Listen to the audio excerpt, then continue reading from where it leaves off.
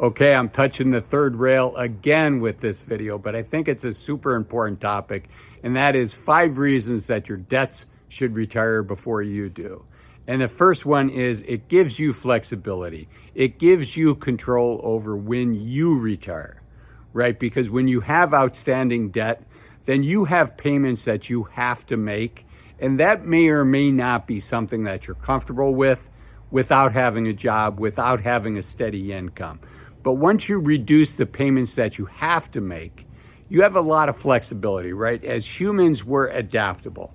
If you want to retire early, but you don't have quite the amount of money that you were hoping to have day one, well, you make some adjustments, right? Maybe you live a little less expensively. Some of us are thinking about maybe we live part of the year or an entire year or for an extended duration outside of the United States. And there's plenty of countries where life is good, where the cost of living is quite a bit less, right? But if you have outstanding debt, right, if you have a mortgage on your house, even if you rent it out, you've got those responsibilities. You've got that payment, and many of us would be reluctant to retire if we knew we had a $2,500, $3,000, or $4,000 mortgage payment. So by paying off those debts before we retire, it gives us the option. Do we want to maybe live a little bit lower lifestyle but retire early, or do we want to keep working? So reason number one is flexibility and control. It puts you in control. The other thing, even if you're not interested in retiring early, is it gives you more money to save into your retirement accounts.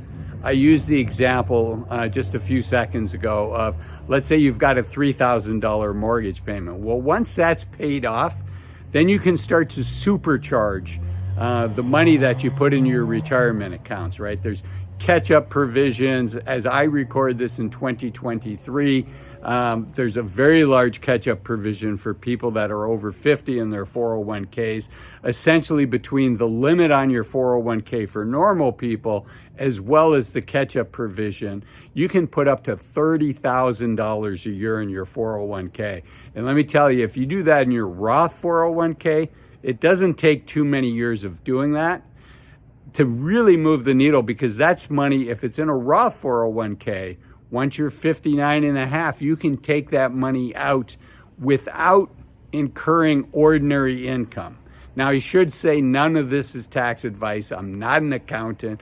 I am a fee-only financial advisor. I've worked in the industry for 20 years, but I don't know your situation, right? So I can't give you financial advice specific to you. I encourage you to work with either an accountant or a fee-only financial advisor.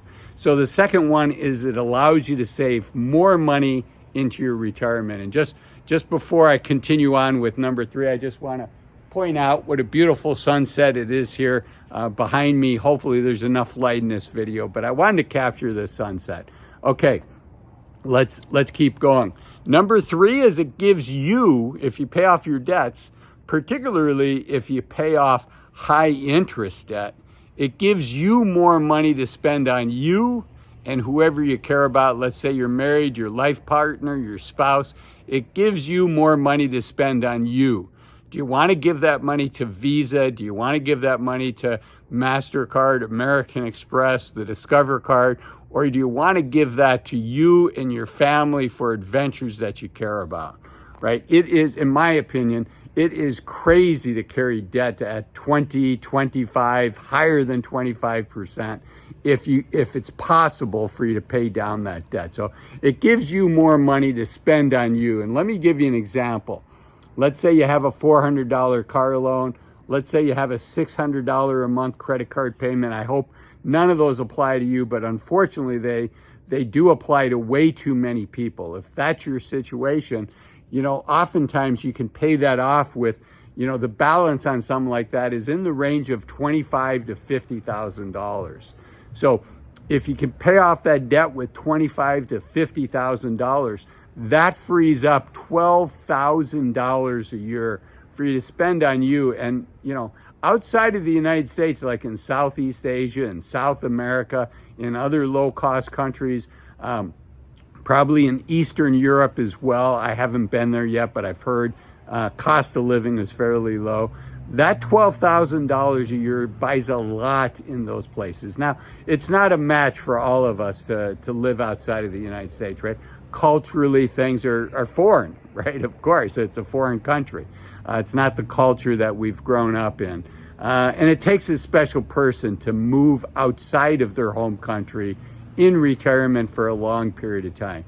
But to visit, to be a nomad for a year or two as you launch your retirement in your healthiest, most active years, that might be something that a number of people are interested in.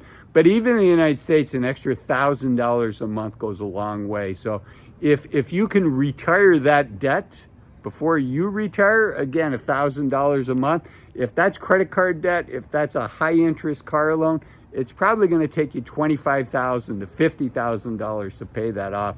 That's a great return for you. I'd rather see you get that return than the credit card companies. And the next one is probably the biggest reason to pay off debt. It's not the last reason, so be sure to stick around. But one of the biggest reasons is just psychological, right? Just having that freedom. After having debt, many of us have had a mortgage for 20, 30 years. Maybe we've refinanced our mortgage. Maybe we've moved a couple times. So we're 40 years into paying off debt. And it's just nice to get that off of our shoulders after a lifetime of responsibilities.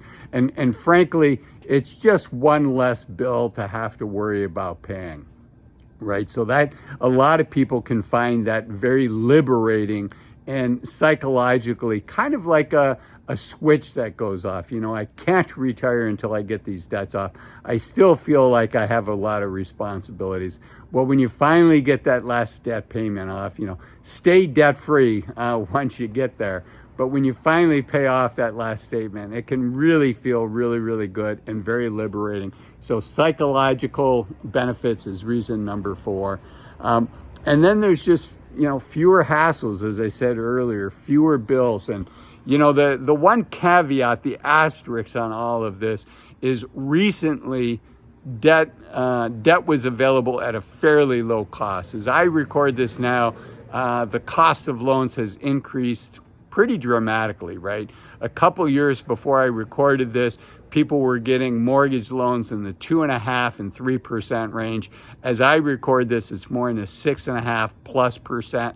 But if you're somebody that has a loan at 2.5 or 3%, that's where the asterisk is. That's where it might make sense actually to hold on to some debt because that's so low cost, and just set things up on auto payment and use that money to enjoy your life. So that's the asterisk. But outside of that, I think there's a lot of reasons that your debt should retire before you retire. I also think that you're going to enjoy this video up here that talks about average income for retirees in America, and this video down here that talks about 5 reasons to retire as soon as you can.